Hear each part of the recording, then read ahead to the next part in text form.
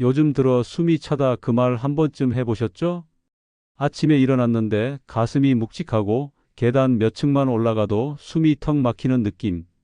나이 들면 다 그렇지 하며 넘겼던 그 순간 혹시 심장이 보내는 첫 번째 신호일지도 모릅니다. 가슴이 답답하고 심장이 콩닥콩닥 불규칙하게 뛸 때, 혹은 아무 이유 없이 피곤이 몰려올 때 여러분은 그걸 단순한 피로나 스트레스로 돌리진 않나요? 사람들은 보통 이렇게 말하죠. 요즘 잠이 부족해서 그래요. 운동을 안 해서 숨이 차요. 하지만 정말 그럴까요? 심장은 매일 10만 번 이상 뛰어요. 하루도 빠짐없이 단 한 번도 쉬지 않고. 그런데 그 심장이 조금이라도 이상을 보인다면 몸 전체가 미세하게 반응합니다. 조금만 무리해도 숨이 차고 조금만 걸어도 어깨가 뻐근해지죠. 문제는 병원에 가도 정상이라는 말이 자주 나온다는 겁니다. 혈압 괜찮습니다. 심전도도 크게 문제 없습니다. 그런데 왜 이렇게 피곤하죠? 왜 계단이 두려워질까요? 바로 여기 우리가 놓치는 지점이 있습니다. 눈에 보이지 않는 미묘한 심장 변화. 그게 서서히 아주 조용히 다가오고 있는 거예요. 2025년 세계 심장협회 보고서에 따르면 심장 질환은 여전히 전 세계 사망 원인 1위입니다. 그중 절반 이상이 예고 없이 찾아온다고 하죠. 그렇다면 그 예고는 도대체 어디에 숨어 있을까요? 한번 이렇게 생각해 봅시다. 내 심장은 지금 어떤 말을 하고 있을까? 내가 그 말을 제대로 듣고 있을까? 최근 연구들은 단순히 피검사나 혈압만으로는 위험을 다 알 수 없다고 말합니다. 스트레스, 수면 패턴, 호르몬, 체중 변화까지 모두 연결돼 있대요. 예전엔 심장병이 중년 남성의 문제라 했지만 요즘은 여성, 특히 폐경기 이후 여성 환자가 급증하고 있습니다. 결국 중요한 건 심장이 말을 걸기 전에 내가 먼저 귀를 기울이는 거예요.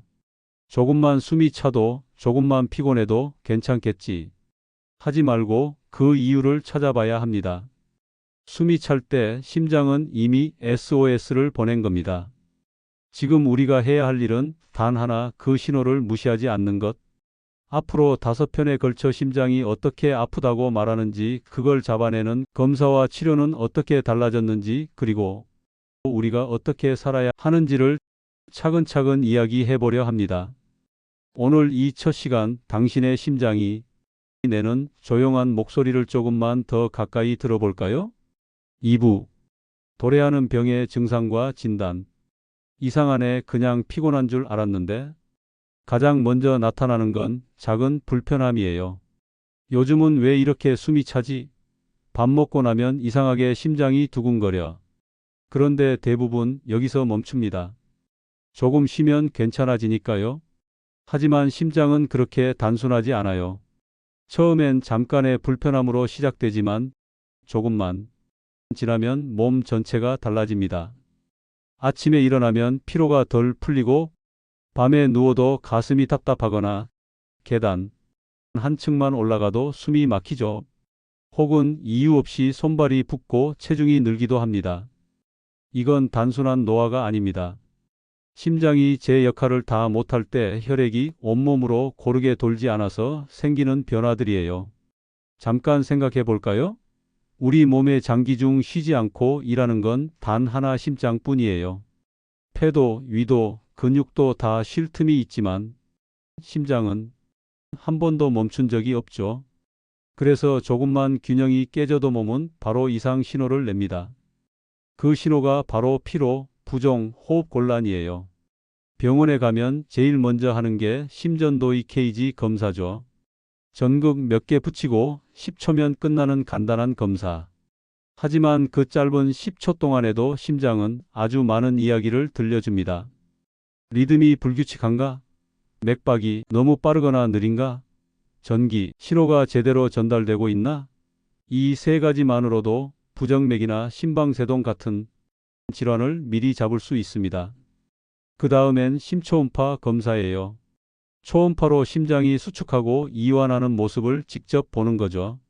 벽이 두꺼워졌는지, 판막이 새는지, 심장이 피를 충분히 내보내는지를 확인합니다. 요즘은 혈액 검사로도 심장 이상을 조기에 확인할 수 있어요. 심장 근육이 손상되면 나오는 단백질 트로포닌 수치가 바로 그 지표죠. 또 BNP라는 물질은 심장이 과로하고 있을 때 혈액에 늘어납니다. 이 수치가 높다면 몸이 이미 나 힘들다고 말하고 있는 거예요. 그런데도 병원에서는 종종 이렇게 말하죠. 큰 문제는 아닙니다. 일단 지켜봅시다. 하지만 우리가 잊지 말아야 할 건 심장 질환은 한번 진행되면 되돌리기 어렵다는 사실이에요. 시간이 지날수록 손상이 누적되고 증상이 없던 시기가 지나면 이미 늦은 상태가 많습니다. 의학에서는 2단계를 조용한 심부전 혹은 잠재적 심장기능 저하라고 부릅니다. 아직 명확한 증상은 없지만 심장은 이미 평소보다 훨씬 더 힘을 써야 하는 단계예요. 숨이 찬다, 부었다, 피곤하다. 이런 말들이 바로 경고등입니다. 그렇다면 지금 여러분은 어떤 신호를 무시하고 계신가요? 혹시 이런 경험 있나요? 잠자리에 누우면 가슴이 더 답답해진다. 식사 후 가슴이 두근거린다. 계단이나 언덕을 오르면 숨이 가빠진다. 한밤중에 이유 없이 숨이 차서 깨곤 한다. 이 중 두 가지 이상 해당된다면 심장 검사를 받아야 할 때입니다. 최근 대학병원 연구에 따르면 심부전 환자의 40% 이상이 처음에는 단순 피로로 병원을 찾았다가 뒤늦게 심장 이상을 진단받았다고 합니다. 그만큼 증상이 미묘하게 시작되기 때문이에요. 또 하나, 여성의 경우 증상이 다르게 나타납니다. 흉통보다 피로감, 속 메스꺼움, 어깨 통증이 먼저 오기도 해요. 그래서 여성 심장병이 조용한 살인자라고 불리죠. 이건 남성과 다른 생리적 반응 때문이에요. 같은 병이라도 신호는 다르게 옵니다. 그리고 요즘은 인공지능 ECG 분석으로 병원에서도 1분 만에 리듬 이상을 예측할 수 있어요. 심장이 내는 미세한 전기 패턴을 AI가 읽어내는 시대가 된 거죠. 숨이 차요. 피곤해요. 그 말 뒤에 숨은 수많은 데이터가 의사에게 바로 전달되는 시대. 그래서 조기 진단이 더 중요해진 겁니다. 여기서 우리가 알아야 할 건 단 하나예요. 심장 질환은 느리게 시작되지만 빠르게 나빠진다. 증상이 없을 때가 가장 위험할 때입니다. 조금만 불편해도, 조금만 이상해도 괜찮겠지라는 말. 대신 혹시 심장일까? 라고 물어보세요. 그 질문 하나가 당신의 다음 10년을 지켜줄 수도 있습니다. 다음 편에서는 심장 질환에 대한 오래된 상식들이 어떻게 뒤집히고 있는가 그 이야기를 나눠보려 합니다. 의학은 변했고 심장에 대한 진실도 바뀌고 있습니다. 이제 한번 스스로에게 물어볼까요? 내 심장은 지금 나에게 어떤 말을 하고 있을까? 3부. 예전의 지식을 뒤엎는 새로운 심장 이야기. 심장은 단순히 약한 근육이 아닙니다. 우리는 오랫동안 이렇게 배웠습니다. 심장병은 나이 든 남자들의 병이다. 혈관이 막혀야 아픈 거다. 통증이 없으면 괜찮다. 하지만 지금 그 말들이 하나둘씩 무너지고 있습니다. 최근 연구에 따르면 심장병 환자의 절반 이상이 정상 혈압, 정상 콜레스테롤을 가진 사람들이었습니다. 즉, 겉으로 멀쩡해도 안에서는 이미 변화가 시작된 거예요. 예전엔 심장병 동맥이 막히는 병이라 생각했죠. 그런데 요즘은 그렇지 않습니다. 심장의 기능이 떨어지는 병, 즉 심부전이 새로운 중심에 서 있습니다. 특히 박출률이 보존된 심부전, 줄여서 HFpEF라고 불리는 병이 급격히 늘고 있죠. 심장은 멀쩡히 뛰지만 피를 충분히 내보내지 못해 숨이 차고 피곤해지는 병이에요. 이건 노화 때문만이 아닙니다. 체중, 당뇨, 혈압, 수면, 스트레스, 심지어 장내 세균까지 모두 관련된다고 알려졌어요. 또 하나, 체중감 양약으로 알려진 세마글루타이드가 심장 질환을 막는데 효과를 보였다는 결과도 있습니다. 예전엔 살 빼는 약이라 여겼는데 이제는 심장을 지키는 약으로 연구되고 있죠. 당뇨가 없어도 심혈관 사고를 20% 줄였다는 보고서. 이건 상식이 완전히 바뀌는 신호입니다. 그리고 콜레스테롤 이야기도 달라졌습니다. 기존에는 LDL 수치만 낮추면 된다고 배웠지만 이제는 LPA라는 유전성 지방 단백질이 새롭게 주목받고 있어요. 이건 혈관 안에서 오래 달라붙어 염증을 만들고 심근경색을 조용히 키우는 녀석이죠. 현재 한 번 맞으면 1년간 수치가 떨어지는 주사제가 임상시험 단계까지 왔습니다. 몇 년 전엔 상상도 못했던 일이죠. 또 부정맥 치료도 달라졌어요. 예전엔 전극으로 태우는 수술이었다면 지금은 펄스필드 절제술이라는 기술이 나왔습니다. 전기가 아니라 짧은 전기장을 이용해서 필요한 조직만 정확히 없애니까 심근 손상과 합병증이 확 줄었습니다. 시술 시간도 절반 이하로 짧아졌죠. 의사들도 이제 이렇게 말합니다. 심장은 단순히 펌프가 아니라 신체의 감정기관입니다. 스트레스 하나, 수면 하나가 심장 박동을 바꾸니까요. 그래서 요즘은 마음과 심장을 함께 치료하는 시대로 가고 있어요. 예전엔 증상이 생기면 치료했지만 이제는 증상이 생기기 전에 잡는 시대입니다. 웨어러블 기기로 맥박과 리듬을 실시간으로 확인하고 AI가 분석해 이상 가능성 있음이라 경고해 주죠. 이건 더 이상 영화가 아닙니다. 지금 대학병원에서 실제로 쓰이고 있어요. 요약하자면 심장병은 나이, 성별, 혈압 수치로 구분되지 않는다. 이제는 생활 전체, 데이터 전체로 본다는 게 새로운 의학의 방향입니다. 우리에게 필요한 건 지식이 아닙니다. 그 지식이 바뀌었다는 사실을 인정하고 새로운 기준으로 내 몸을 보는 시선이에요. 다음 편에서는 이 새로운 흐름 속에서 우리가 직접 실천할 수 있는 방법, 즉 심장이 좋아하는 생활 습관과 대처법을 이야기해 볼 겁니다. 심장이 먼저 말 걸기 전에 내가 먼저 듣는 사람으로 바뀌는 것, 그게 앞으로의 건강입니다. 4부. 우리가 원인과 결과를 보며 배워야 하는 것들. 심장은 결국 내가 어떻게 살았는지의 기록이다. 심장병은 갑자기 생기지 않습니다. 서서히 아주 조용히 만들어지죠. 식습관, 스트레스, 수면, 그리고 괜찮겠지 하는 마음이 하루하루 쌓여서 생긴 결과예요. 생각해 보세요. 우리가 피곤할 때 제일 먼저 줄이는 게 뭐죠? 수면이죠. 스트레스 많을 때는요? 짜고 자극적인 음식, 운동할 시간 없을 땐 내일 하지, 오늘은 쉰다. 그 작은 선택 하나하나가 결국 심장을 흔듭니다. 심장은 절대 거짓말을 안 해요.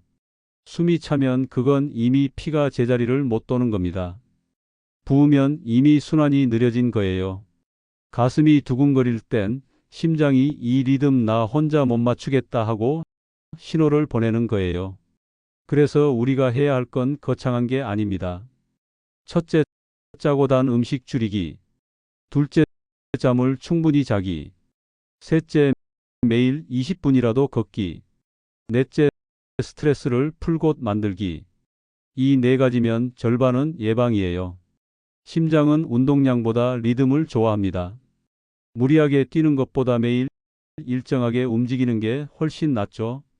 밥도, 잠도, 일도 일정한 리듬이 심장엔 안정감을 줍니다. 또 하나, 약은 벌이 아니라 보호막이에요. 의사가 처방한 약을 빼먹지 않고 먹는 것, 그건 의존이 아니라 내 몸과의 약속이에요. 중간에 끊으면 심장은 바로 불안정해집니다. 그리고 결과를 두려워하지 말아요. 혈압이 높게 나왔다고, 혈당이 좀 오른다고, 그게 끝이 아닙니다. 그건 시작이에요. 내 몸이 지금 바뀌려는 신호. 그걸 놓치지 않으면 충분히 회복할 수 있습니다. 결국 우리가 배워야 할 건 단순합니다. 심장은 나를 닮는다. 내가 불안하면 심장도 불안하고 내가 평온하면 심장도 차분합니다. 오늘부터 심장에게 여유를 주세요. 숨 고를 틈, 웃을 틈, 걷는 틈. 그게 가장 강력한 치료입니다. 이제 마지막 5부에서는 좋은 의사, 좋은 병원은 어떻게 고르는가? 그리고 다시 아프지 않으려면 꼭 지켜야 할 기준을 이야기하겠습니다. 다섯째, 병원과 의사를 선택하는 기준. 좋은 의사는 내 이야기를 들어주는 사람입니다. 병원 문을 열 때마다 마음이 무겁죠. 검사 결과가 어떨까? 약은 또 늘어날까? 그런데 정작 중요한 건 병원의 크기도 간판의 화려함도 아닙니다. 의사가 내 이야기를 들어주느냐? 그게 제일 중요합니다. 심장 질환은 숫자로만 치료되지 않아요. 혈압 120, 콜레스테롤 180, 맥박 72. 이 숫자들이 완벽해도 당신이 여전히 피곤하고 숨이 차다면 그건 아직 해결되지 않은 겁니다. 좋은 의사는 그걸 물어봅니다. 요즘은 숨이 좀 편하세요? 밤에 누우면 답답하진 않아요? 이런 질문을 던지는 의사. 그게 진짜 심장 전문의예요. 병원 선택의 기준 복잡하지 않아요. 첫째, 심장내과나 순환기내과 전문의인지 확인하기. 둘째, 심초음파나 24시간 심전도 검사를 직접 시행하는 병원인지 보기. 셋째, 응급대처 체계가 있는 곳인지 확인하기. 큰 대학병원이 아니어도 괜찮아요. 진심으로 듣고 오래 봐주는 의사가 있다면 그곳이 최고의 병원입니다. 그리고 당신도 기억해야 할 게 있어요. 환자가 의사의 파트너가 되어야 한다는 것. 물어보고 이해하고 기록하세요. 약 이름, 부작용, 다음 검사 날짜. 그걸 스스로 관리하는 게 심장을 가장 안전하게 지키는 길입니다. 이제 여기까지 들은 당신에게 한 가지 말씀을 드리고 싶어요. 심장은 단단한 근육 같지만 사실은 세상에서 가장 섬세한 기관이에요. 당신이 걱정할 때, 당신이 서운할 때 그 감정이 그대로 박동으로 전해집니다. 오늘 잠깐이라도 내 심장에게 말을 걸어보세요. 수고했어. 오늘도 잘 버텨줘서 고마워. 그 짧은 인사가약보다 오래 깊게 작용합니다. 이 5편의 이야기를 통해 당신이 조금 더 자신을 믿고 조금 더 일찍 멈추고 조금 더 잘 웃게 된다면 그게 이 시리즈의 전부입니다. 마지막으로 심장은 내 안의 시계입니다. 그리고 그 시계를 맞추는 건 의사도 약도 아닌 나 자신이에요. 이 영상이 끝나도 오늘 밤 당신의 심장이 조용하고 안정된 리듬으로 뛰길 바랍니다. 조용히 심장의 소리를 들으세요. 감사합니다.